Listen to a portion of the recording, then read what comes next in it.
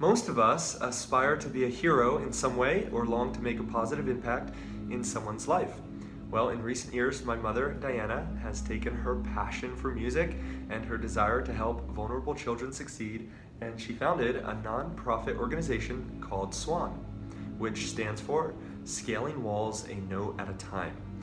Put yourself for just a moment in the shoes of SWAN's students, and you will walk through a life of abandonment, tragedy, broken promises, and heartache of every kind. Magnify that kind of vulnerability by having little understanding of how to solve problems and cope, and you've really just begun to touch down into the lives of the children SWAN serves. Ginger, why don't you tell a little bit about Jose? Yeah, I'd love to. 5-year-old Jose was found living in squalor along with several siblings, and they were not going to school because their drug-addicted mother never enrolled them. Her only goal was to get her fix, and when she got it, she just wandered off for days.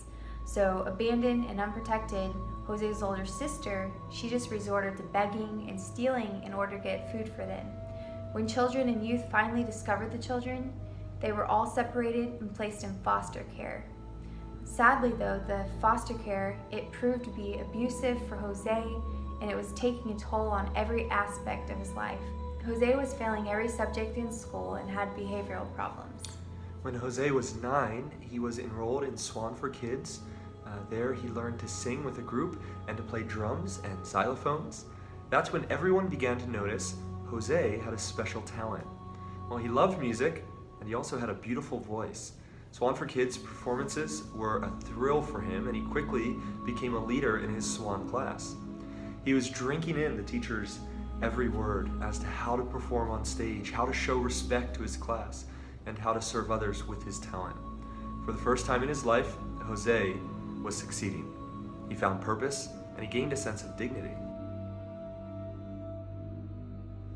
So one spring day, his SWAN class was scheduled to perform at a local baseball stadium, and Jose had eaten something at the stadium that left him doubled over in pain.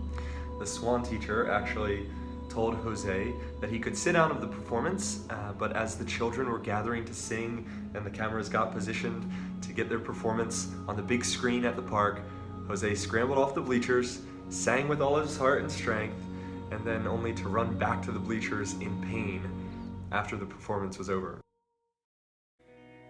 So SWAN is striving to become involved in children's lives who have become vulnerable due to parental incarceration.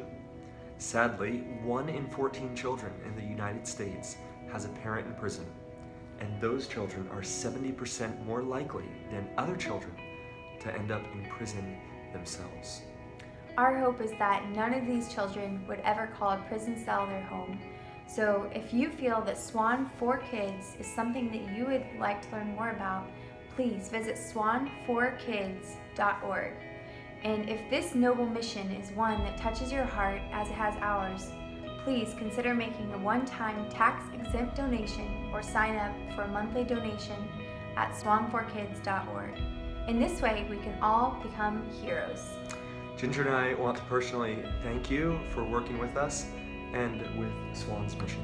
Thanks, guys.